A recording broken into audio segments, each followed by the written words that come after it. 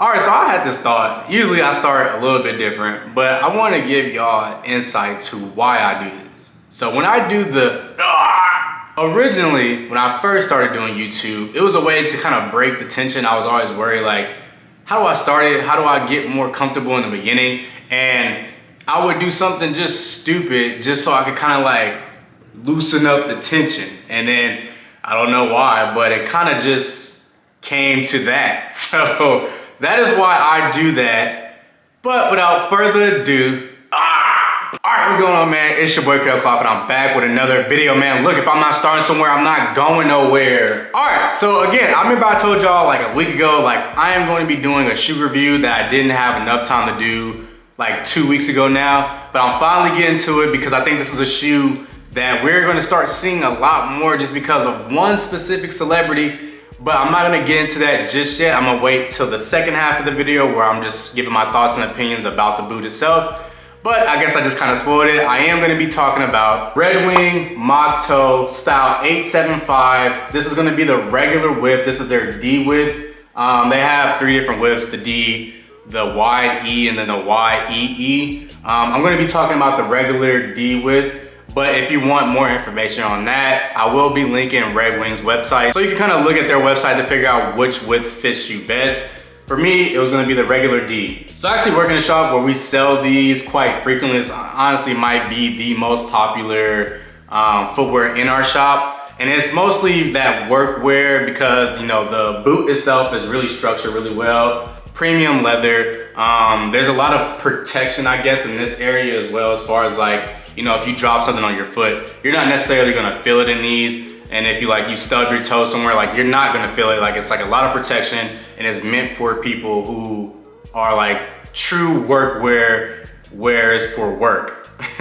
Not the people who sit in front of ALD coffee shops, but the people who actually have to go build or dig or, you know, things of that nature. Like these are the boots that we typically sell to the people in the shop. Given that I don't do that at all, I guess that's not really the purpose of this video. It's more so like a stylistic and like the potential in fashion. Where does the Red Wing kind of align itself?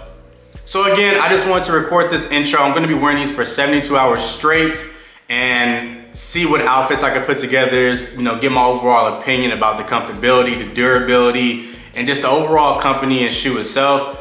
So I will catch y'all in 72 hours.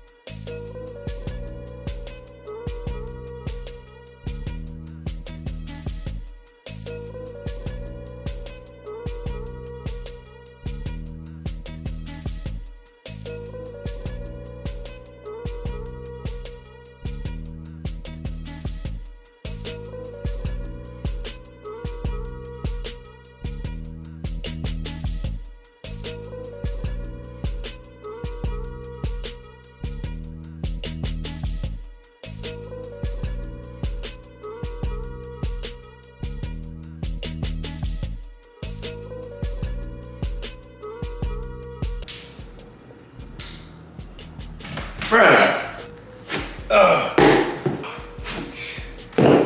Bruh.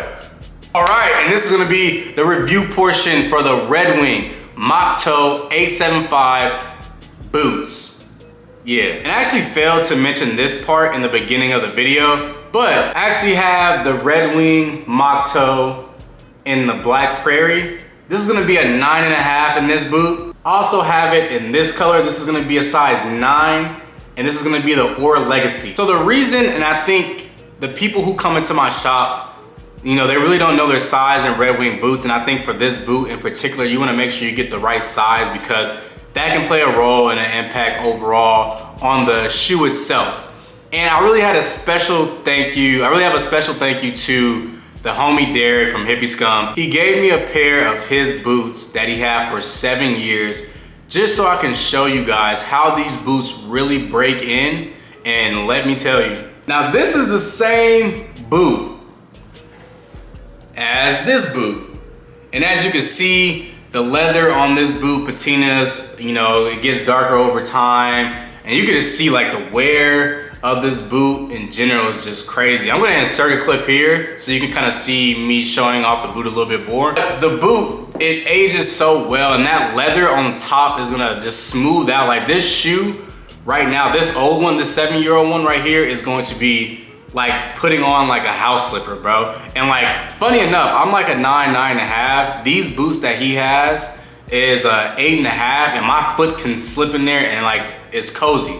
So it just shows like over time, the leather is gonna soften up. It's gonna kind of like expand just depending on your foot. Now I'm really gonna break this up into different parts, but if you're clicking on this video, you wanna just get to this point and just go on about your business, which I completely understand. So, sizing. And again, this is gonna be my personal opinion. I also haven't had these boots for a very long time, and I haven't seen how they age, and I haven't broken them in properly. But again, I fluctuate. I'm like a 9, 9.5 in most shoes, and I have a 9 here, and I have a 9.5. And honestly, I believe that the 9.5 fits me way better and a little bit more comfortable.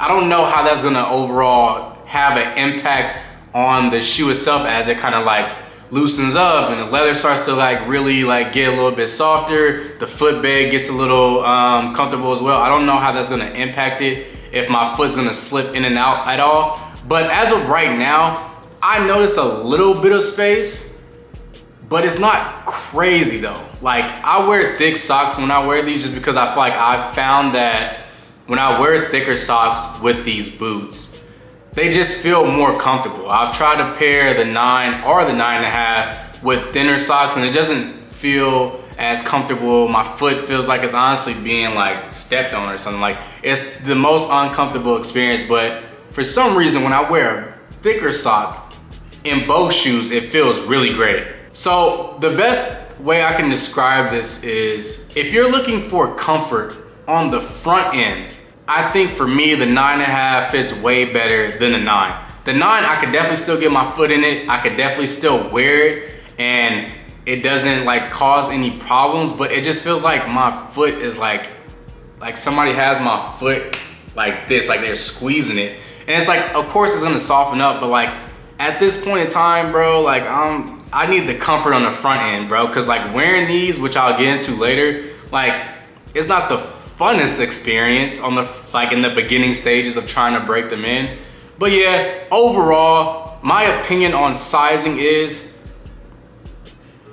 based on my foot, the 9.5 works way better for me on the breaking in process. I've worn the Black Pair more than I've worn the Oro Legacy pair or like that orange tint pair. Like it's just more comfortable, bro. Like if I'm gonna be standing up for 8 hours working a shift, like I need the comfort on the front end, bro. Like I could worry about that later down the line, but I need the comfort on the front end. So take that information with a grain of salt. That is my opinion on the sizing. And again, this is for the regular D sizing. Again, they have the wide E and they also have the wide EE. So depending on how your foot is and shaped, you might want to go with the other option. Again, this is just my opinion on the regular D. All right, so let's get into comfortability. Now, when I put them on, like as soon as I'm getting ready, put the socks on, I'm about to put the boots on, they are fine. Like they're comfortable. Like there's no problems. I don't feel any pains or aches or anything. But it's right around, for some reason, I've timed it, like it's right around the 3 to 4 hour mark. Like my toes in both shoes, honestly, both the 9 and the 9.5, and that 3 to 4 hour mark, that's when I start to feel the shoe really impacting my feet. Like I start getting aches on like the heel. I start feeling my toe kind of get like this weird pain as well, and I'm just like, I'm ready to take them off. And some days I even carry an extra pair of shoes just so like if the pain is just like annoying, I need to get out of them for a second. Like I just need to take them off, put some Birkenstock on, or like put like another shoe on that's a little bit more comfortable.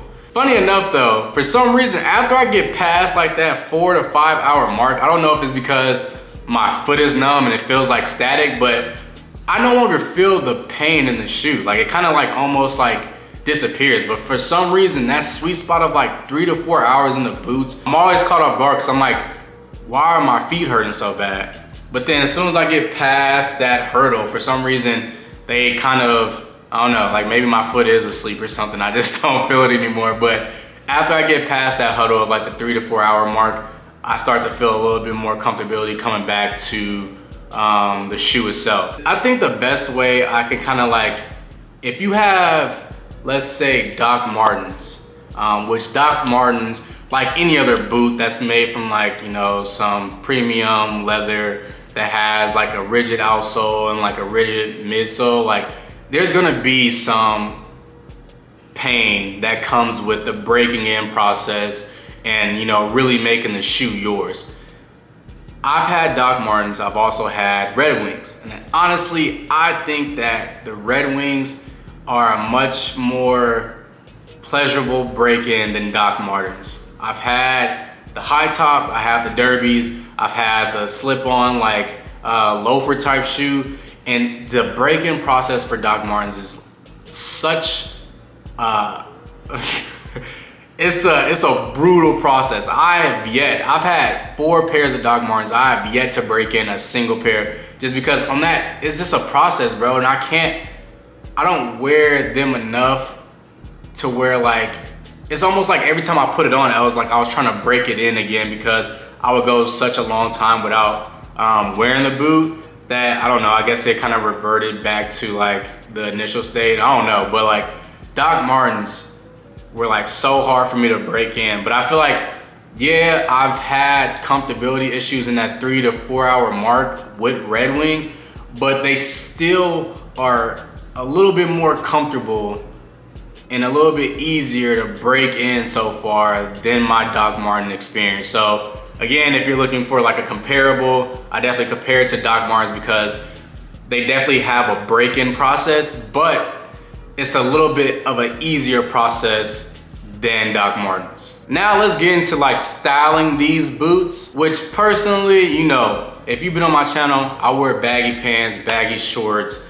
I wear crop t-shirts, I wear, like, you know, that's kind of like my aesthetic. And honestly, these boots don't really play a realm in that world for me. Like, I almost have to revert back to wearing like a little bit of a slimmer pant. These boots pair really well with denim. I've tried to pair them with like cargo pants and things of that nature. And honestly, just my opinion, I think they don't look as well. But when you pair it with a nice pair of denim and you got a nice t-shirt on, like it's almost like an easy just grab and go outfit. Like you could throw the boots on, the denim, and then a t-shirt and just walk out the door. Versus like my experience wearing these with like a casual pant or like what's another example? A casual pant or like a sweatpant. Like they definitely don't pair well with sweatpants in my experience. So styling them is a little bit tough if you're not really like that selvage raw denim type of guy. Even it doesn't even have to be selvage, it doesn't even have to be raw, but like if you're not really a denim person, which I know a lot of people,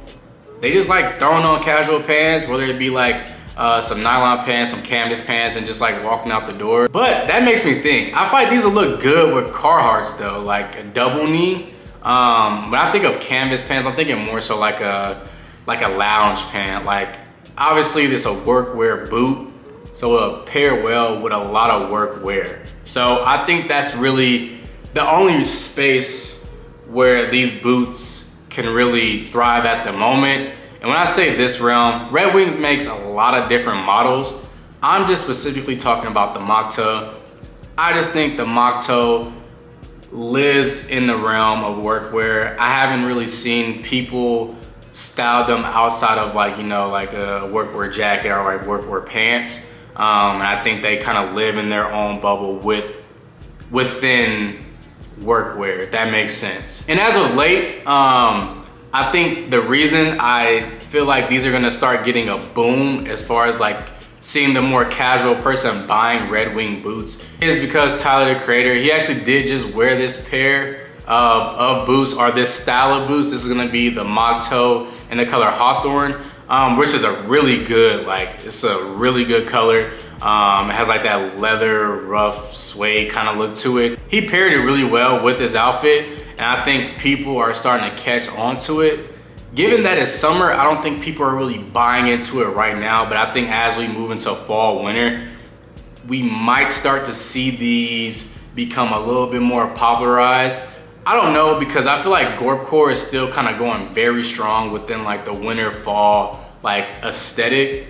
But I feel like workwear might be coming back in some way, because I feel like early 2020, 2021, workwear was like the main thing. Like people had the double knees, people had, you know, the Carhartt jackets or the Dickie jackets.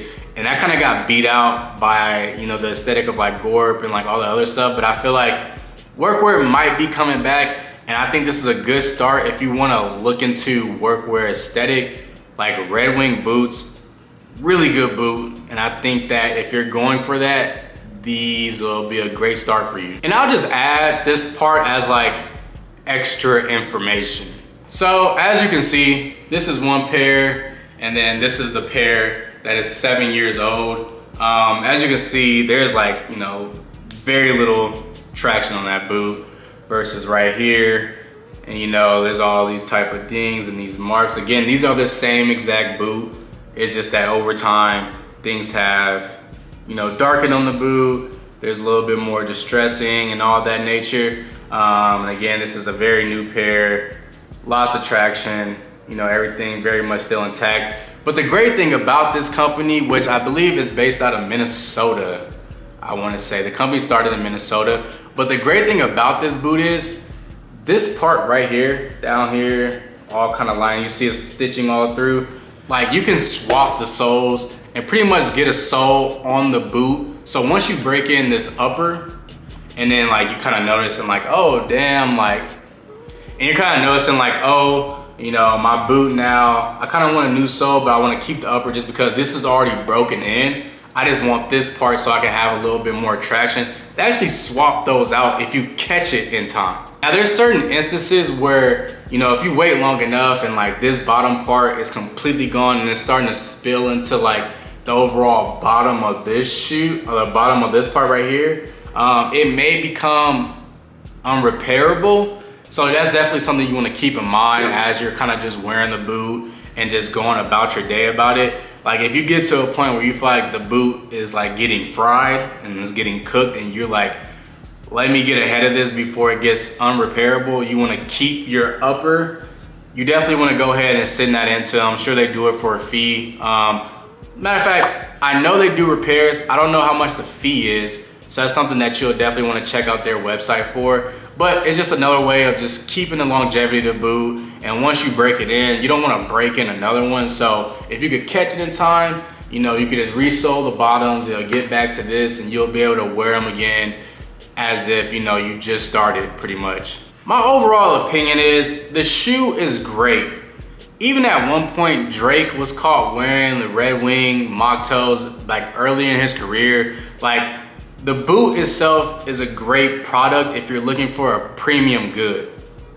Now, if you're trying to just get a boot that you can just wear consistently and you just want to like throw it on and not worry about breaking it in, like you definitely want to pick another option. I compare Red Wing boots to like raw Japanese denim, where like you have to put in work to make that denim yours. Like you have to wear it, you can't wash it. You have to, you know, you have to be about the process of breaking in raw Japanese denim, but then you get the reward once you break it in. It's like, it is yours. Nobody else can fit it. Nobody else can put it on and wear it because it's kind of fitted to your body. And that's how I compare the Red Wing Moc Toe boot. It's like, once you make that boot yours, like these, oh, like they're yours, bro. Like they are yours, and they are yours forever until, you know, the shoe is like done. But it's like having something molded to your body, having something molded to your foot. Like the shoe is really good as far as like standards and quality wise. They do a great job with quality control. So you're not, if there was anything to stray you from buying a pair of Moc Toes, it definitely shouldn't be the quality. I think if anything, if your mind is like, I don't know if I want those, I think the first thing that should come in your mind is like, do I really want to do the work to break in these boots, because let me tell you, bro, wearing these for 8-hour shifts at work, not the business. It's not for the faint of heart, bro. You wanna make sure you are committed, because if not, then it's just gonna be a boot that's just sitting in your room collecting dust. Again, that's really all I have to say about it. It's a really good buy, and I think that having celebrities like Tyler, the Creator, and Drake kind of vouch for it, even though they're like not really like staples, I guess. I don't want to say that, but they're not really like the hear all say all when it comes to streetwear. But having these individuals, you know, admire these boots as well, I think a lot of people are gonna start taking a liking to them. So if you wanna get ahead of the curve, this is the video for you. But yeah, let me know in the comments, what do y'all think? Are y'all a fan of the moc toes? Let me know your opinions. And if you have a pair, let other people know in the comments how you feel about your pair. Did you go with your true size? Did you go up a size? Did you go down a size? Do you have the wide E? Do you have the wide EE? Let's have this video be a way, guide and the other way for people who are looking to purchase a pair. Let's help them out in the comments. So if you have a pair, comment below. And if you don't have a pair, let me know what you think of these in the comments. But without further ado, like I always do, I'll catch y'all in the next one. But I love the way you work it. Ay, I love the way you work it.